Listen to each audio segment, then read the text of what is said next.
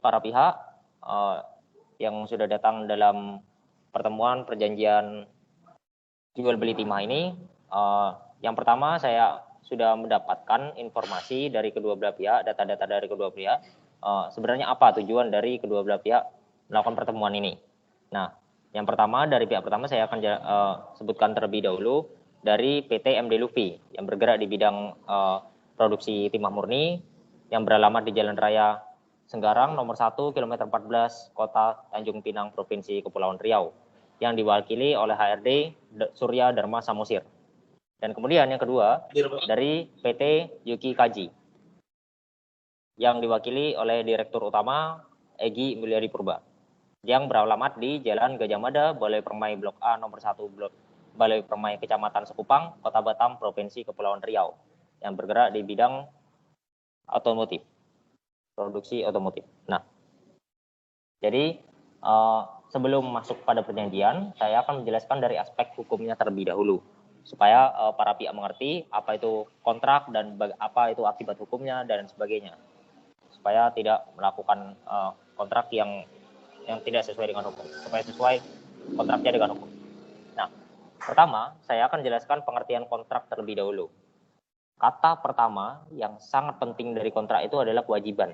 Kewajiban kepada siapa? Kewajiban dari para pihak itu sendiri. Dan kemudian kewajiban itu nanti yang akan menimbulkan perikatan yang dimana isinya tidak hanya satu pihak saja, tapi minimal dua pihak. Maka dari itu timbullah perikatan. Nah, yang pertama saya akan jelaskan terlebih dahulu asas-asas hukum perikatan. Nah, asas yang pertama yaitu asas kebebasan berkontrak.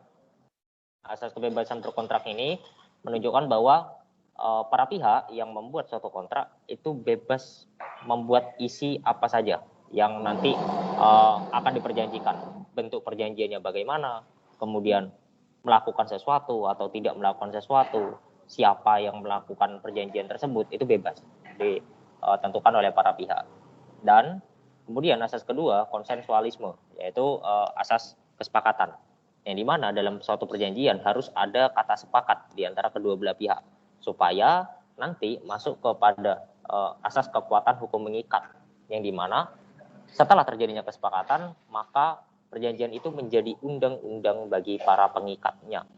Yang artinya, ya kedua belah pihak harus mengikuti perjanjian yang sudah disetujuinya. Kemudian asas etikat baik, ya tentu dengan membuat suatu perjanjian harus dengan etikat baik, dan setelah terjadinya perjanjian, kedua belah pihak harus melakukan dengan etikat baik sampai kontrak itu selesai.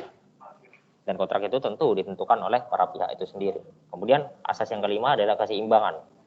Asas yang dimana menjelaskan bahwa para pihak itu sifatnya sejajar, tidak ada yang di atas, tidak ada yang di bawah, semuanya sama. Maka dari itu kedua belah pihak bebas menyatakan apapun dalam perjanjian tersebut sepanjang itu sepakat. Kemudian asas kepatutan.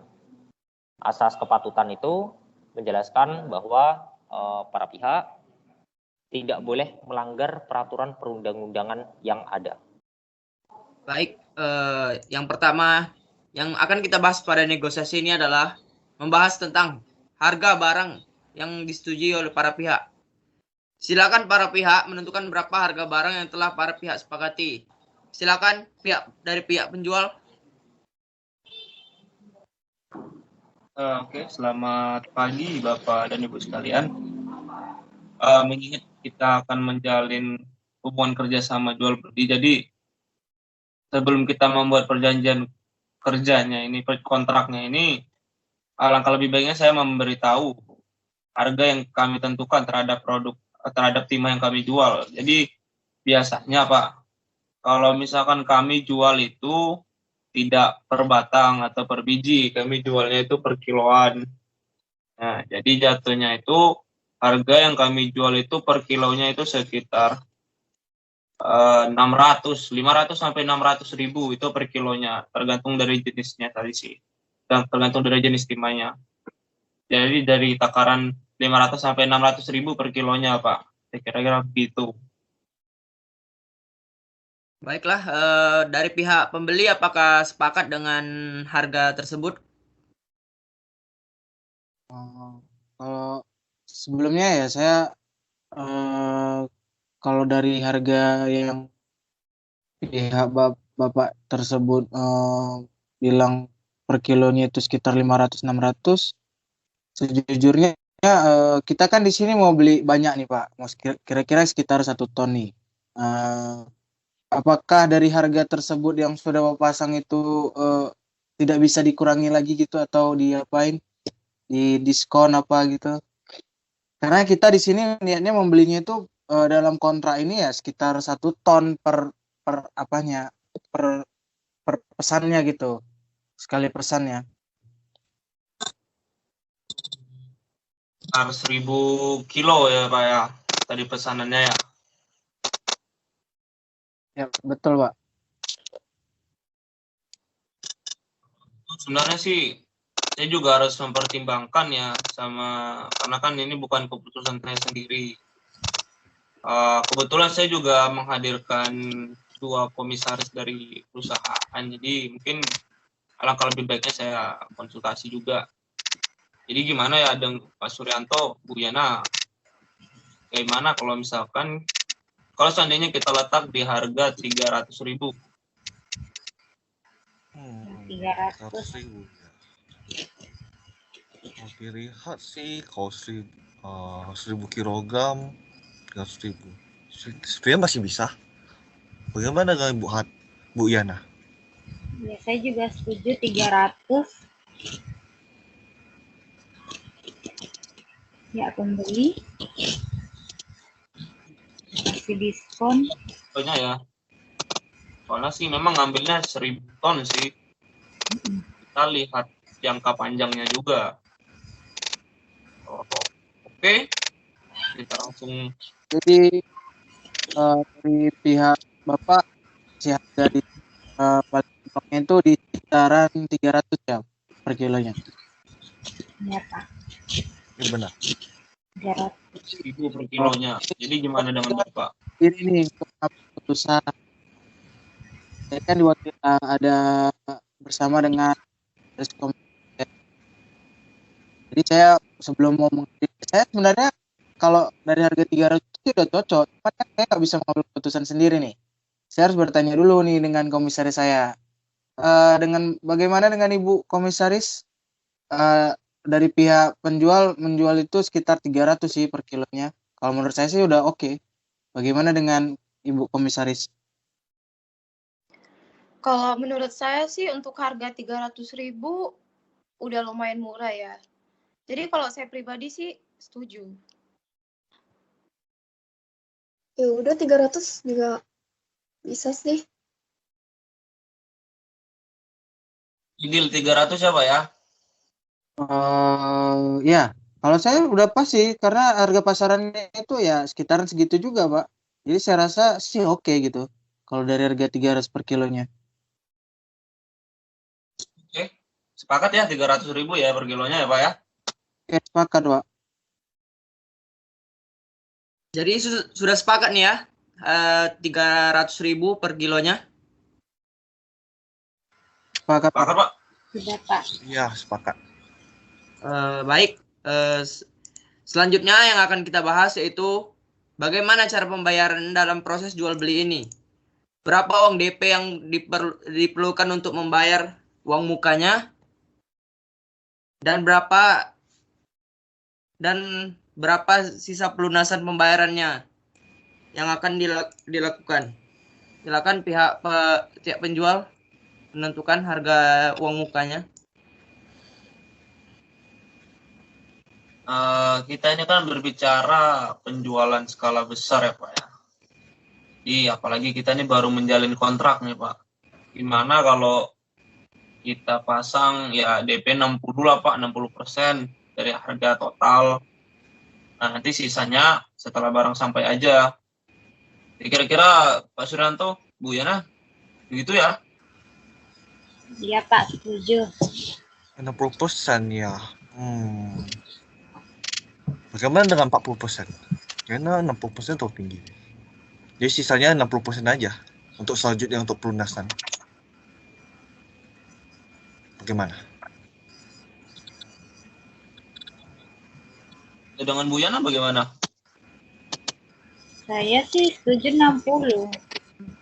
60 Kita ambil 50 dulu deh. 50-50. Soalnya saya memang masih mengingat ini kan masih perjanjian awal kita gitu. Jadi saya pikir ada patutnya kita mewaspadai gitu. Ya mungkin kembali lagi bisa kita negosiasikan kepada pihak ya PT apa tadi Bapak Egi, maaf? Iya, halo. PT Yuki Kaji, oh ya maaf. Nah gitu. Ya, PT Gaji. Ya benar. Jadi gitulah Pak. Kira-kira gimana kalau 50-50? Jadi 50 DP, sisanya lagi nanti dibayarkan setelah barang sampai. Oh, jadi dari pihak itu pokoknya 50-50 gitu ya. Jadi 50 di awal, 50 setelah barang sampai, kan? Betul, Pak. Iya benar. Nah, kalau DP itu kan biasa lebih kecil sih, Pak. Jadi kalau 30, gimana? 30% untuk Pula Pak, kita Kira, juga Pak. harus ada yang harus kita persiapkan juga soalnya kan untuk pengumpulan barangnya itu juga kira-kira naik lagi lah Pak, jangan 30. 45 lah, Pak. Jadi kalau kenapa saya bilang 30? Karena saya juga kan saya juga belum lihat secara rinci nih barang dari perusahaan Bapak tuh gimana. Nah, lagi pula ini kan kontrak awal. Lagi pula kan nggak akan kita ada perusahaan kami tetap di sini. Jadi kalau kami kiranya mau menipu Bapak, ya kami mungkin dong menjual perusahaan. Aja seperti yang telah dikatakan Bapak Suryanto sebelumnya, gimana kalau 40% saja dulu DP-nya. Ya ingat 40% dari harga total sih lumayan saya pikir, jadi ya oke lah, ya, cukup lah untuk dijadikan DP gitu. Gimana dengan Bu Yana? Oke, kira-kira 40%. Saya rasa Pak Suryanto juga oke tadi. Iya, saya oke kok. 40 oke, Pak. Kalau 30 belum lah. Jadi kira-kira Jadi 40% lah untuk DP. 10% nih, Pak. Ya benar Pak, benar. Kalau di bawah 50 itu sih sebenarnya saya udah oke ya. Cuman kan di sini setiap mengambil keputusan kan harus bertanya dulu nih sama ibu-ibu. Jadi bagaimana dengan Ibu Komisaris? Apakah setuju kalau kita DP-nya di awal 40, lebihnya setelah barang sampai baru kita bayar? Untuk 40% sih saya rasa udah pas ya Pak. Jadi ya udah kita sepakatin 40% aja Pak. Gimana Bu Jessica? Nggak bisa 35% ya? Tahu Jangan dong. dong.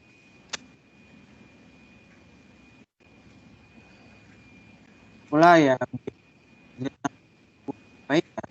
Apa belum yes. Jadi bagaimana? Yaudah deh 40% aja kayak gitu. Kami setuju sih Pak dari pihak kami 40%.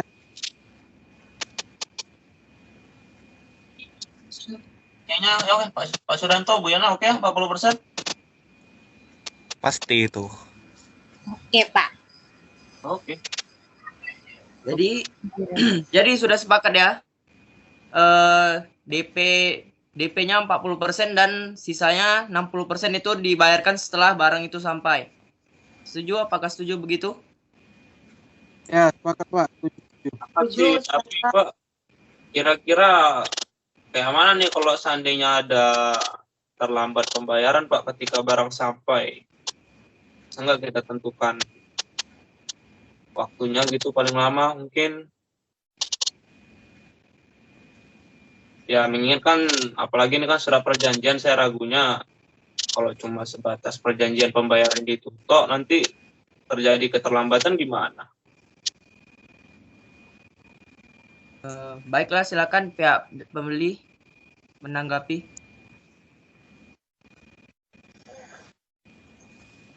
Pelambatan pembayaran nih ya. Jadi Bapak ragu nih sama pihak kami nih. Nggak ragu Pak, cuma mau waspadai saja Pak.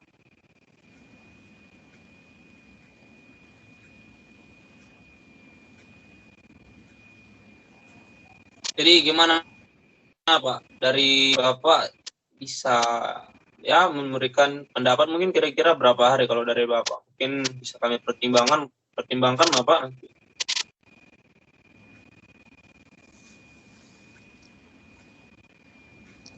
Ya kalau dari kami sih Pak, 3 hari dari barang sampai itu udah gimana? Kalau menurut kami 3 hari Pak.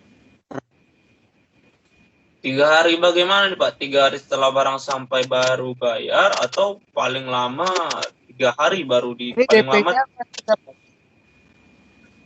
DP-nya gimana Pak? ini pembayaran apa sisa DP-nya ya? Sisa DP-nya Pak. Jadi setelah barang sampai kan, maksudnya setelah barang sampai untuk pelunasannya loh Pak. Yang tadi kita sepakatnya 60% itu loh Pak. Iya, tapi akan membayar ya berarti sisanya tuh 60 kan, 60%. Nah, 60% Iya, itu ya benar. kami bayar setelah barang itu sampai di perusahaan kami. Jadi kami melakukan pembayaran paling lamanya itu 3 hari, selambat-lambatnya. Gimana nih Pak Sudanto, Bu Yana? 3 hari paling lama setelah barang sampai itu sudah harus dibayarkan. Saya sudah 3 cocok hari. sih. Karena itu selama 3 hari ya, paling minimal lah saya. Maksimal, Pak. Maksimal ya. Ya maksimal. Gimana? Oke? Saya oke. Saya setuju. Kira-kira begitu Pak Egi. Mungkin dari pihak kami setuju 3 hari ya Pak Egi ya. Paling lamanya ya kita kasih waktu gitu setelah barang sampai. Soalnya biar kami itu samain dengan berapa yang supplier lainnya. Jadi sekalian bayar gitu. Paling itu ya inilah masalah yang lama. Oke, ya sepakat. Oke, baik Pak. Baik, sudah sepakat ya. Pelunasan itu selambat-lambatnya 3 hari harus dibayarkan dari pihak pembeli.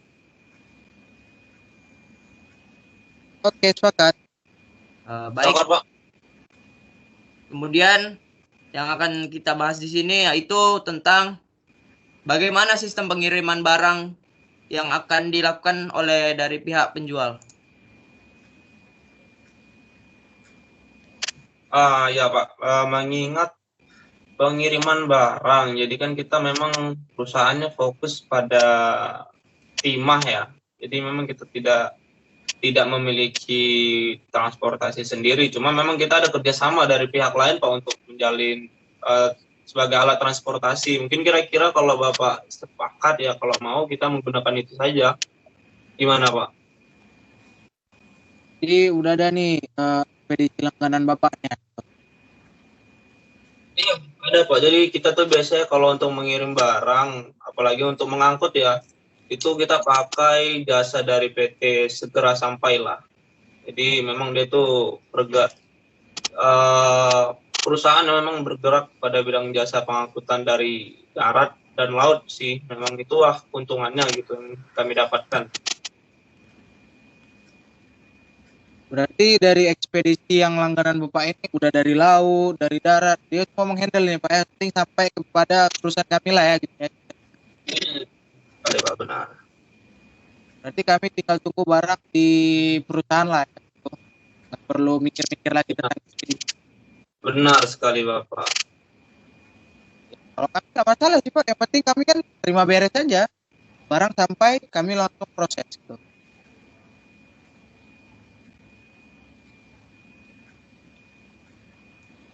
Oke, kalau seperti itu, baik Pak, kira-kira bisa lah kita pakai pihak ketiga aja ya Pak ya. Cuma gini Pak, untuk pengiriman. Biasanya ini kan kita dari Tanjung Pinang ke Batam nih. Jadi biasanya kalau pengirimannya itu dari Tanjung Pinang ke Batam, itu bisa kita lakukan pengiriman setelah pemesanan barang ya Pak ya. Setelah Bapak pesan, nanti 3 hari setelahnya baru kita proses. Nah, disitulah baru bergerak pertama kali. Nah, estimasi sampai mungkin di PT Bapak, di gudang ya, di gudang Bapak mungkin sekitar 1 minggu gitu estimasinya. Jadi kan dia kan lewat darat, nanti lewat laut lagi. Kira-kira begitu sih Pak. Ya untuk pengenalan jasa transportasi, jasa pengangkutan kita Pak. Begitu.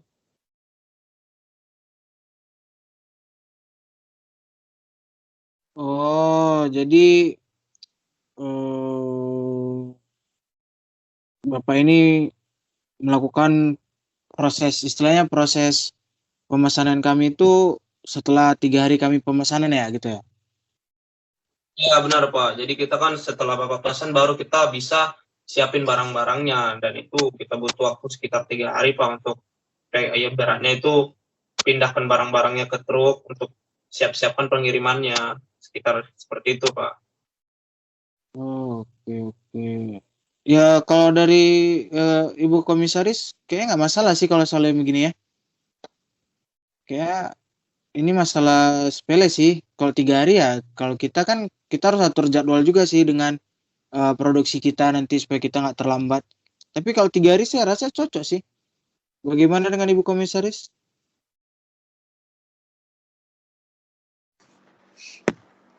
3 hari ya setelah pemesanan. Boleh sih. Tapi itu barangnya sampai 1 minggu. Baru nyampe-nya ke kami. Ya estimasi kira-kira paling lama seminggu lah Bu. Sekitar segitu. Soalnya kan barangnya kan pengirimannya juga nggak di kita aja. Apalagi ini kan pihak ketiga gitu loh Bu. Iya iya iya. Soalnya lewat laut juga kan. Nah, ya benar, nanti pindahin lagi dari truk ke kapal gitu, butuh waktu lah. Walaupun ya Tanjung Pinang Batam yang nggak jauh, cuma kita estimasi aja lah, ngomong pahit aja daripada nanti nggak enak di kemudian hari kan. Itu. Sama kayak Iya. supplier sebelumnya lah Bu. Kayak ekspedisinya ya sama aja sih kalau soal ininya. Jadi saya rasa apa yang dibilang Bapak ini udah sesuai sih. Jadi nggak perlu apa terlalu banyak ininya. Jadi bagaimana? Ya udah Pak. 1 minggu ya. Barangnya sampai. Saya sih setuju deh. Bagaimana dengan Bu Jessica? Saya juga setuju sih. Oke Pak Dharma, gas aja. Siap Pak, siap. Baik, para pihak telah setuju ya menggunakan pihak ketiga yaitu PT Segera Sampailah untuk pengangkutan dari darat dan laut. Setuju Pak. Ya, setuju Pak, setuju. Tuh. Saya rasa sudah jelas tadi yang dinegosiasikan terhadap masalah pengiriman barang ini. Selanjutnya yang akan kita bahas itu tentang sanksi apabila pihak pertama itu tidak mengirimkan barang setelah pihak pihak pembeli sudah membayarkan DP-nya tapi pihak pertama ini tidak memberikan barang tersebut kepada pihak kedua. Dan sanksi apabila setelah pihak pertama telah mengirimkan barang dan pihak pembeli itu tidak melunasi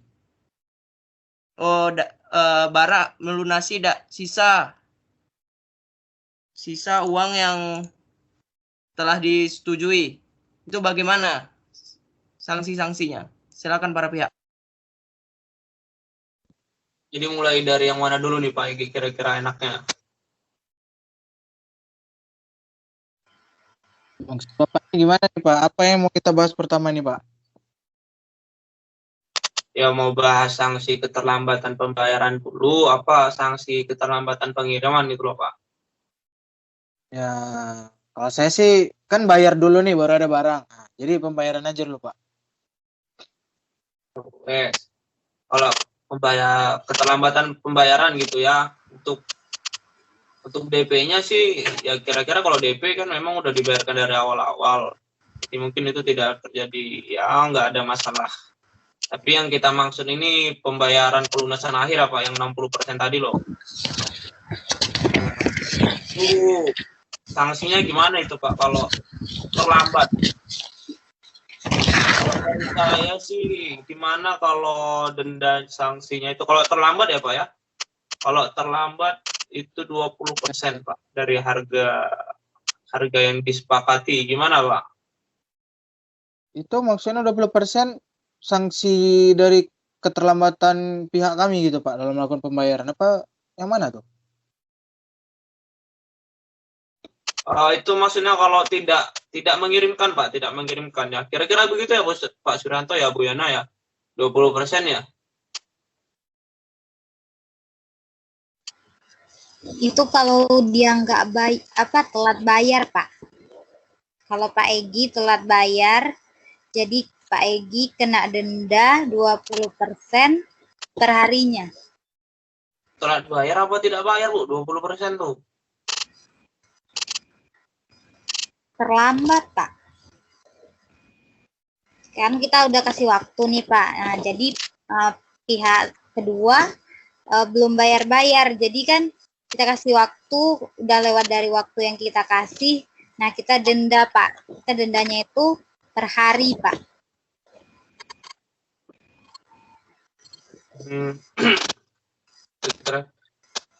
Jadi gimana dengan Bapak Egi? Dengan Bapak Suryanto? 20% ya. Bagaimana dengan 25%? Seperempat. 25% ya. Untuk ya saya kira-kira sepakat sih.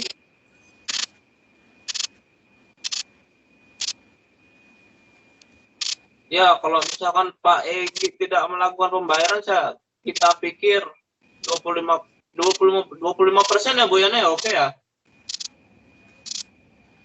Mengingat ya transportasi yang udah kita jalankan lah gitu. Kalau saya sih oke aja, Pak. Maaf Pak, menurut pihak kami untuk ukuran pembayaran 25% itu kegedean deh. Boleh dikurangin lagi nggak? Iya. Apalagi hitungannya sih per hari ya. Itu udah ngeri banget sih kalau per harinya. Saya pikir untuk membuka 30% itu saya harus mempertimbangkan dulu Pak, maaf ya. Iya. Ya. Terserah, itu dari pihak Bapak kan, ya terserah. Bertanya lah.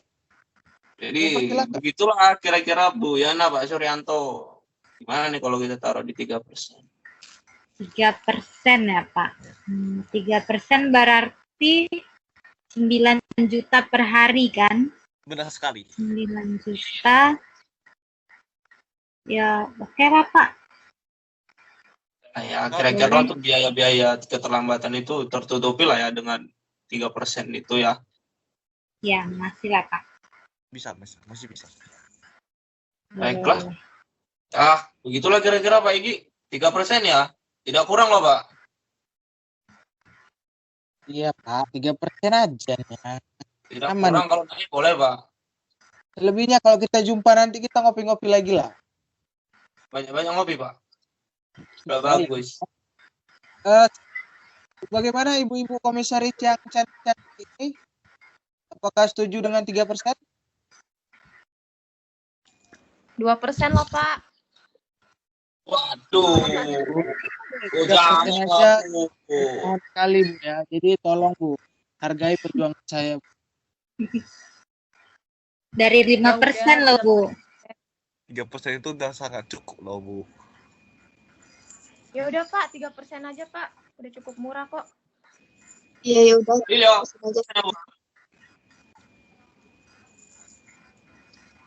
Ya 3% ya. Bapak Dharma jangan terlalu lama ya melirik ibu komisaris saya. Aduh. Ada kesalahan sepertinya Pak. Kameranya ini Pak. Oke, lanjut dari Baik, selanjutnya apabila dari pihak dari pihak penjual tidak mengirimkan barang setelah pihak pembeli ini telah membayarkan uang muka, apa sanksinya? Ya, yang menentukan keputusan bukan saya lah Pak. Cobalah dulu dari Bapak Egi-nya. Ya, ya Nah, sesuaikan lah Pak giliran dengan yang sesuaikan lah Pak dengan yang kita ini kan kita kasih ringan ya. Siapa ya? ya, saya selalu mengingat untuk kerjasama kita untuk ke depannya sih Pak, apalagi jangka panjang nih ya. Untuk masa depan kerjasama kita ya Pak ya. Iya, betul sekali. Pasti saya selalu mengingat itu Pak. Indah sekali Pak. Pikir berdasarkan ini Pak ya, itu kan pasti kalau Bapak terlambat nih mengirimkan barang, pasti saya pun merasa kayak produksi saya ini pasti berhenti nih kan. Berhenti beberapa hari karena barang tidak ada, karena pengiriman Bapak yang telat.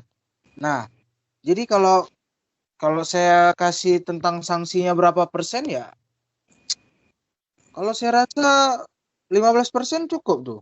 Lagi pula produksi itu memakan banyak biaya loh Pak, jujur aja, serius saya. Ya nggak bisa lah Pak, 15% besar banget Pak.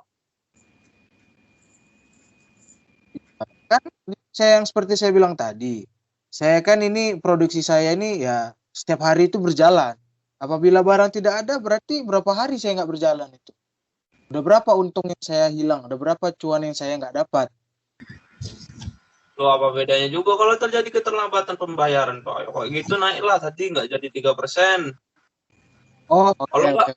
Kalau nggak samakan aja lah Pak, 3% juga, orang kita juga profesional kok. Ini kan demi jangka panjang lah. Ya adil juga sih. Udah, gini aja lah Pak, kita pukul rata aja lah. Karena saya sebenarnya tadi sih bercanda-bercanda aja Pak, biar kita itu nggak terlalu memikirkan tentang ini Pak. Jadi saya rasa 3%. Tidak lucu. Biar sama nih Pak, Bapak terlambat, saya terlambat. Nah, jadi perusahaan kita ini istilahnya ya kita ini tetap berkeluarga gitu antara kita satu sama lain itu. Jadi bagaimana 3%? Sebelum bentar, Pak. Bentar, Pak. Ibu Komisaris, bagaimana kalau saya memutuskan 3%? Apa nggak terlalu sedikit ya Pak, 3%? 4% lah. Kan mereka telat dikasih 3%. Kita telat 3%. Ya lah Bu, biar aman-aman aja di sekolah.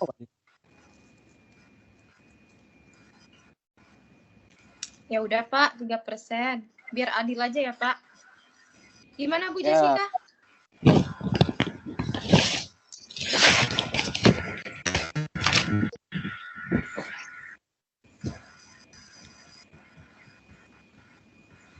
Oke, lanjut Pak Dharma. Ya, gimana Pak Sudanto, Bu Yana? Kira-kira 3% kita dipukul rata lah ya. Kira-kira sesuai lah ya. Sesuai Pak. Boleh Setuju. 3%. Karena nggak adil juga. Wah, gimana itu Pak Suryanto? Adil kah kira-kira? Atau Anda yang kira-kira tidak? Kalau kita ini aja lah ya, kita oke lah ya. Hitung-hitung sama lah. Kita menjaga hubungan baik juga. Pak Suryanto ya? Iya. Baik lagi. Kita samakan saja 3% ya Pak ya untuk keterlambatan yang masing-masing dari kita lakukan ya. Oke, tetap. Ya, biar kita ini aman lah. Kita ini aman lah. Oke Pak. Oke. Baik Pak, baik. Oke, lanjut ke Pak Nick.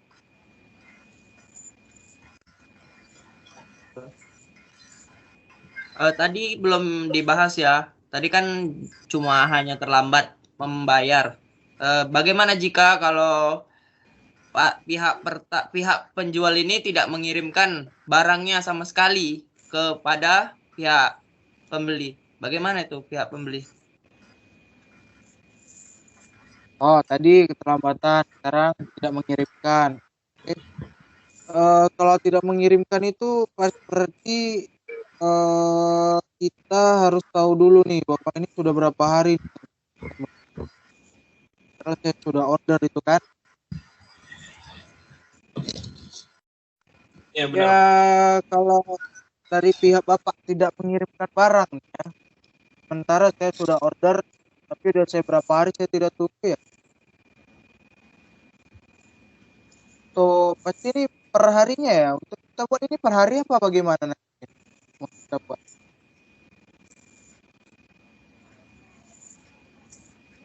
Ya tergantung kesepakatan Bapak sih. Kalau kalau pribadi dari kami ya keterlambatan mungkin itu hal yang wajar. Cuma kalau tidak mengirimkan itu saya pikir itu udah terlalu terlewat. Ya, kalau untuk perusahaan kami kita profesional kok Pak.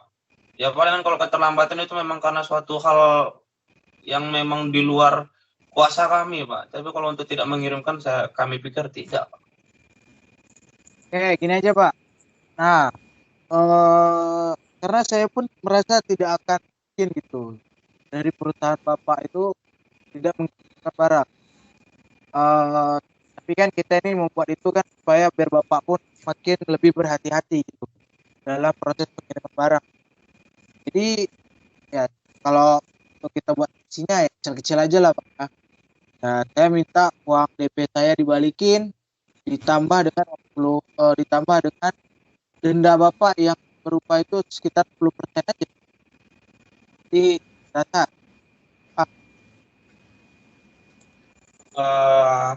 Ya udah saya bentar konsultasi sebentar sama komisaris ya. Pak Suranto, Bu Yana, saya pikir ya kira-kira ya memang tidak ada sih kemungkinan dari perusahaan kita bakal melakukan hal yang jahat seperti itu ya. Ya, Iya. kita terima saja lah tawarannya ya. Boleh Pak. Pengembalian. Boleh. Anda setuju, saya setuju. Baik lagi kami secara tegas yang menekankan bahwa ya udah kalau memang itu kesepakatannya, tapi memang kami tekankan lagi bahwa memang perusahaan kami ini cukup profesional Pak untuk menjalankan produksi timah ini. Jadi kami pikir tidak mungkin tidak mengirimkan barang. Ya, tapi memang sebagai bentuk kehati-hatian ya kita sama-sama sadar saja lah ya. Seperti itulah Pak kira-kira. saya juga kan udah makanya saya mau bekerja sama dengan Bapak karena saya sudah melihat track record perusahaan Bapak nih. Ya, jadi karena sudah melihatnya jadi saya yakin gitu. Makanya saya mau bekerja sama. Oke, baik Pak. Tapi sebelumnya itu kan berdasarkan keputusan saya nih. Nah, jadi saya bertanya dulu nih dengan Ibu komisaris saya nih. Bagaimana Ibu berdasarkan apa yang saya ucap tadi ya kita minta pengembalian uang jaminan aja gitu. Ditambah dengan uang denda sebesar 10%. Gimana? Setuju nggak dengan pendapat saya itu? Kurasa gampang-gampang aja dengan supplier kita yang sebelumnya aja kita buat. Jadi mempermudah kita juga membuat perjanjian. Iya Pak, untuk jaga-jaga sih boleh lah ya. Lagian kan pihak pertama pasti mengirimkan ya. Jadi ini kita untuk jaga-jaga aja. Jadi saya setuju sih. Ibu Jess bagaimana? Setuju. Nah, Ibu Jess ini pasti selalu setuju sih.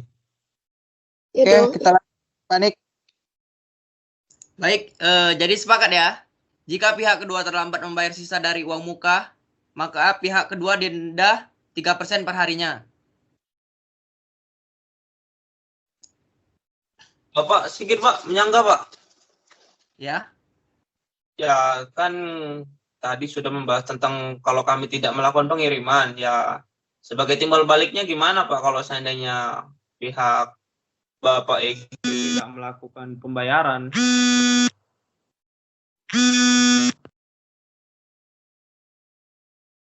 Silakan Bapak Egi.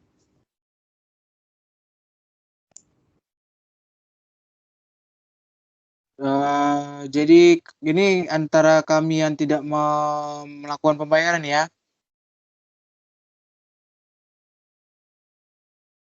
Iya Bapak Egi.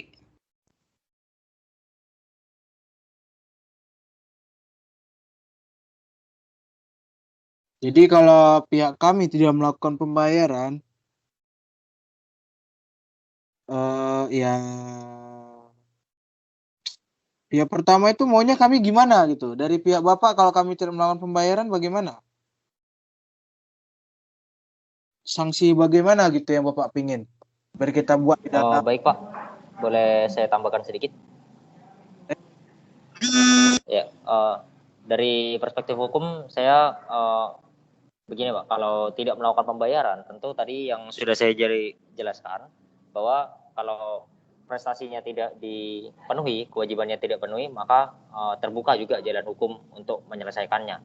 Apalagi tidak melakukan pembayaran itu kan adalah suatu perbuatan yang fatal, akibatnya bisa diselesaikan melalui jalur hukum. Itu menurut saya Pak. Misalkan kalau mau ada perjanjian lain bisa ditambahkan. Oh, berarti kita mau berlakukan sesuai dengan pasal dalam undang-undang, begitu Pak? Iya Pak, benar. Jadi dasarnya tadi kan sudah saya sebutkan bahwa kalau misalnya tidak melakukan suatu prestasi, akibatnya merugikan pihak lain, maka bisa dilakukan somasi terlebih dahulu. Somasinya 3 kali, dan itu sudah valid bahwa sudah ada dasarnya. Kalau tidak melakukan pembayaran tentu sudah bukan prestasi. Nah, dari sana sudah jelas bahwa pihak yang tidak melakukan pembayaran bisa dinyatakan berprestasi dan dapat diputus oleh pengadilan, harus melakukan pembayaran. Seperti itu Pak. Ya, kalau saya rasa sih kalau soal pembahasan uang ini agak krusial ya. Jadi kalau kita bawa ke dalam undang-undang ya, kenapa tidak? Karena perusahaan kami juga pasti mengupayakan selalu tepat waktu. Itu aja. Terima kasih. Baik Pak, saya pikir ya saya juga percaya ya dari cara Bapak berbicara ini terlihat sekali wibawanya. Saya pikir dapatlah saya percaya kata-kata Bapak ini. Jadi ya tapi ini sebagai bentuk jaga-jaga saja Pak. Seperti itu. Ya samalah halnya seperti yang Bapak lakukan ke kami gitu ya. Kami juga bentuk penjagaan sebagai supayalah sama-sama hati-hati kita Pak. Kira-kira seperti itu. Kita harus sepakatilah hal-hal yang mungkin terjadi ataupun tidak terjadi. Ya kira-kira seperti itu Pak. Oke Pak, nggak apa-apa. Kita lanjut aja. Saya rasa pun dengan komisaris saya pun kalau udah berbau dengan hukum ya, ngikut-ngikut aja. Bagaimana dengan Ibu-ibu komisaris? Setuju aja lah ya. Karena Setuju kita lah, Pak. sudah berbau uang ini kita udah agak krusial sih. Jadi kita langsung bawa ke masalah ini ke hukum aja, ranah hukum aja.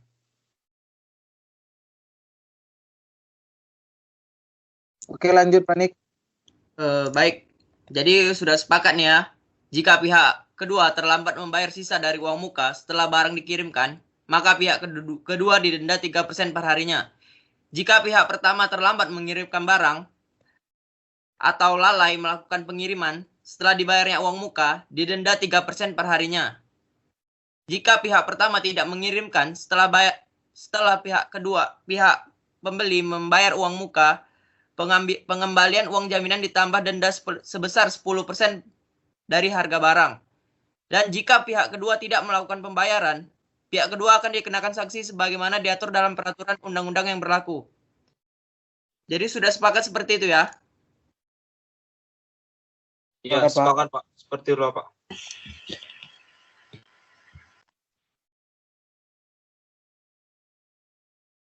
Untuk Baik. selanjutnya apa ya Pak? Baik, yang selanjutnya ini kita akan membahas tentang force major. Apa yang para pihak lakukan jika terjadinya force major atau ada bencana gitu. Silakan para pihak. Kalau dari Baik, pribadi Pak, kami saya ya Pak. jelaskan dulu ya Pak. Pak. Mohon maaf untuk menjelaskan terlebih dahulu apa itu force major supaya para pihak bisa mengerti. Nah, secara teoritis force major itu terbagi menjadi dua, yaitu force major relatif dan force major absolut. Force major absolut itu yang saya maksud adalah force major yang tidak bisa dihindari oleh para pihak. Artinya itu sudah kehendak dari alam itu sendiri. Seperti banjir, gempa bumi, tanah longsor, petir, angin topan, ya kebakaran dan bahkan huru-hara, kerusakan, pemberontakan dan perang. Nah, contohnya seperti itu. Itu kan kita tidak bisa mengontrolnya gitu. Tapi kalau misalnya force major yang secara relatif artinya yaitu terjadi pada masalah setiap perusahaan. Dan tentu setiap perusahaan memiliki kemampuan yang berbeda-beda. Contohnya sekarang seperti COVID, ada perusahaan besar, ada perusahaan yang kecil, UMKM gitu. UMKM ya tidak bisa menutupi harta-hartanya yang semakin sedikit. Tapi kalau misalnya perusahaan besar, dia kan bisa menanamkan saham dan bagaimana banyak sekali cara untuk membuat strategi bisnis supaya usahanya tetap jalan seperti itu. Jadi kalau force major relatif ya tentu itu akan lebih memberatkan pada UMKM. Tapi kalau perusahaan besar ya tentu itu masih bisa disiapkan oleh perusahaan besar supaya bisa mengatur arus keuangannya dan neracanya. Seperti itu, Pak. Jadi kalau misalnya saran saya, force major absolut itu sudah tentu. Kita kan tidak bisa memungkiri itu. Kalau alam sudah menentukan itu ya kita tidak bisa berbuat apa-apa seperti itu. Yaitu force major secara umum, Pak. Mungkin kalau yang lain mau ditambahkan bisa. Sekian.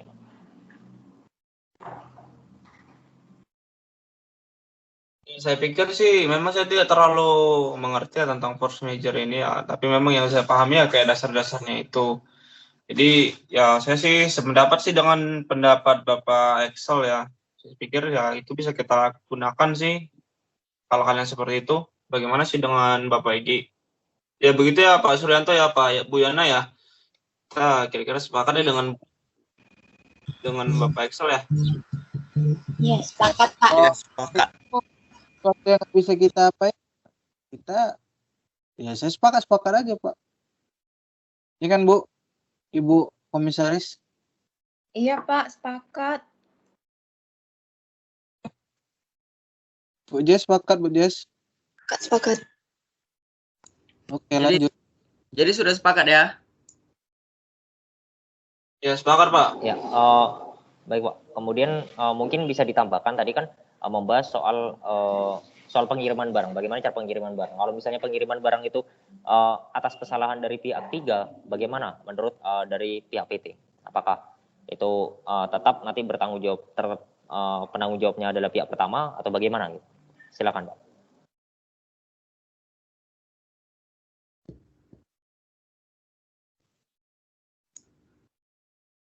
Iya, halo.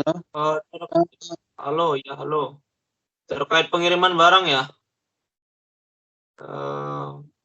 Saya pikir sih kalau misalkan pengiriman barang kalau ada terjadi salah ya, mungkin itu bukan menjadi tanggung jawab kami karena kan kita menggunakan pihak ketiga dan masalah pembayaran itu kan tersendiri gitu loh terhadap pihak ketiganya gitu loh.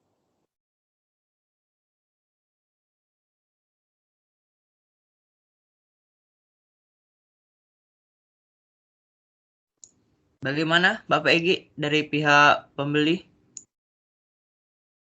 Ya, kalau itu pasti kan yang pertama yang saya tanyakan nanti kepada pihak Bapak Dharma nih, selaku penjual yang saya percayai. Jadi kalau masalah ada apa-apa dalam ekspedisi ya, saya kan nggak tahu apa-apa nih ekspedisinya nih bagaimana. Kan saya percaya kepada Bapak. Jadi ya, saya minta pertanggungjawaban Bapak dong nanti. Entah itu apapun yang terjadi pada ekspedisinya kan. Saya rasa begitu, Pak. Loh, tapi kan ini yang kita sepakati bersama gitu loh. Iya Pak, betul. Tapi kan saya kan nggak tahu nih dalam pengiriman ini nih apa aja yang kayak misalnya itu dalam pengiriman itu entah pas pada saat Bapak ngantar ke ekspedisinya ada kecelakaan atau apa, kan yang penting saya barang datang tepat waktu. Itu aja. Nanti kalau ada apa-apa pun yang terjadi misalnya pun terjadi yang seperti yang Bapak bilang, Bapak Excel bilang adanya force major ya, kita lanjut aja gitu. Ya paling saya setuju-setuju aja sih. Kalau soal force major ya kita setuju-setuju aja.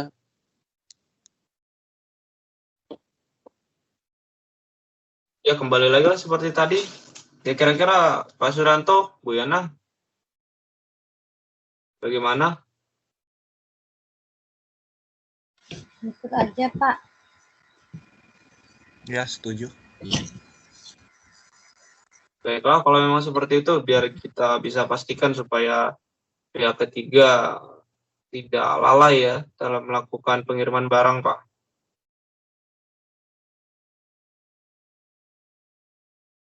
Oke, lanjut Pak Nik.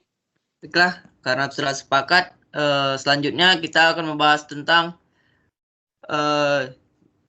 jika terjadi suatu permasalahan, bagaimana para pihak ini menyelesaikannya?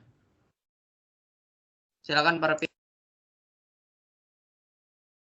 Ya Pak Dharma dulu Pak pihak saya nih biar saya langsung jawab nih. Mangga, silakan, mangga. Silakan. Ya, kalau kita ya, kita kan di sini mau mencari untung nih. Bapak mau untung, kita mau untung ya. Kita pun sama-sama mau kaya istilahnya kan. Perusahaan kita itu pun maju, karyawan kita itu pun istilahnya tetap bekerja ya. Kita apapun perselisihannya ya, kita utamain yang namanya kekeluargaan. Bukan begitu?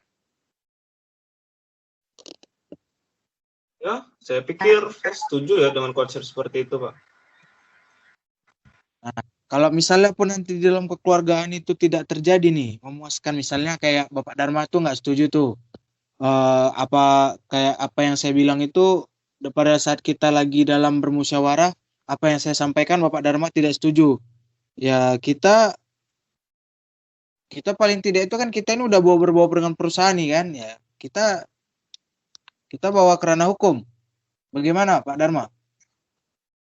Ya oke, siapa yang takut, ayo. Gak apa-apa, kita pahit-pahit aja dulu, Pak. Namanya Kan kita nggak buat pernah perjanjian. sekarang Pak. Itu apabila terjadi ke depan. Iya, makanya ini kan sebagai bentuk upaya terakhir gitu loh, Pak. Ya saya akan menunjukkan bahwa Pak, ini profesional Penting gitu kan, loh, Pak.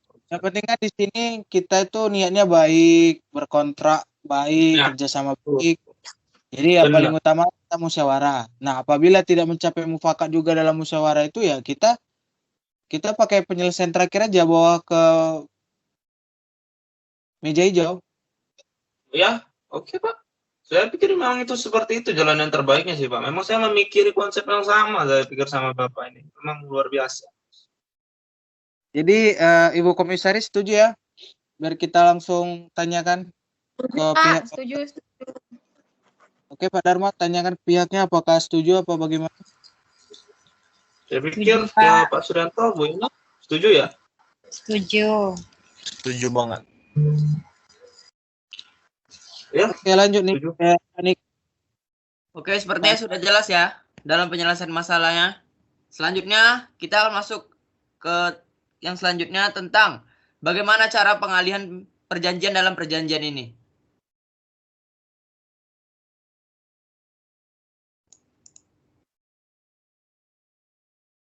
Silakan pihak beli. Izin Pak, saya ingin menjelaskan aja. Jadi kan kita terkait pekerjaan, apalagi ini kan Pak Egy sebagai penerimanya, kita sebagai pengirimnya. Jadi kalau proses pengalihan pekerjaan, ya kembali ke konsep tadi kan tanggung jawab kami. Jadi apapun yang kami lakukan juga harus kami laporkan. Seperti itulah Pak kalau terjadi pengalihan perjanjiannya. Kira-kira seperti itu Pak. Jadi paling utama itu kita itu ya paling tidak kalau untuk mau pengalihan kayak seperti itu adanya persetujuan dan adanya pemberitahuan lah paling utama gitu Pak ya. Iya, komunikasi itu dia Pak. Kita masuk ke pasal yang sebelumnya musyawarah dan sistemnya kekeluargaan, kan begitu Pak Dharma? Betul Pak, interaksi itu dia. Jadi saya rasa itu sudah mewakilkan ya Pak Dharma ya. Betul Bapak, betul sekali. Oke, kembali lagi kepada Bapak Nik, kita lanjut. Sepertinya sudah jelas ya. Selanjutnya kita masuk bagaimana cara pemutusan perjanjian pada perjanjian ini.